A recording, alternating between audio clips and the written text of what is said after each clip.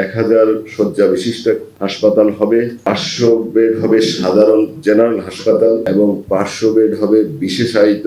এই নীলফামারী জেলায় আপনার দারোয়ানি টেক্সটাইল মিলের জমি সংলগ্ন 25 একর জায়গা আমাদের জেলা প্রশাসক মহোদয় এই চীন মৈত্রী হাসপাতালের জন্য বরাদ্দ করেছেন। এই জায়গাটুকু আমরা সরজমিনে দেখেছি। আমাদের মাননীয় প্রধানমন্ত্রীর দপ্তর থেকে একটি কমিটি গঠন করে দিয়েছে এবং কমিটির কিছু টিওআর নির্ধারণ করে দিয়েছে। সেই টিওআর মোতাবেক আমরা কমিটি দুইটি মিটিং করেছি। এখন আমরা ফিজিক্যালি এই এলাকাটা আমরা দেখতে এসেছি। এখানের আমাদের যে বিভাগীয় কমিশনার মহোদয় এবং জেলা প্রশাসক এবং প্রশাসনের আমরা কর্মকর্তা যারা তথ্যপত্র দিয়ে আমাদেরকে সহযোগিতা করতে পারেন তাদের সাথে আমরা বিস্তারিত আলোচনা করেছি।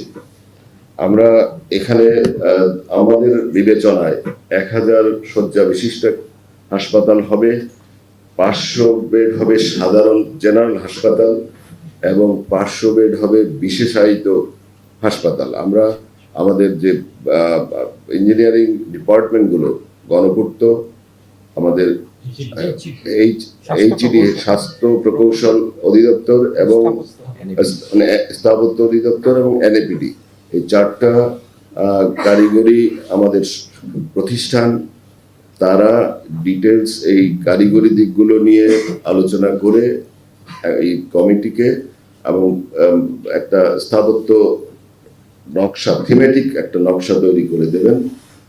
আমরা আশা করি সবগুলো আমাদের যে টিওআর গুলো নির্ধারণ করা হয়েছে এই টিওআর অনুসারে আমরা মোটামুটি আমাদের কমিটির সুপারিশমালা আমরা তৈরি করছি।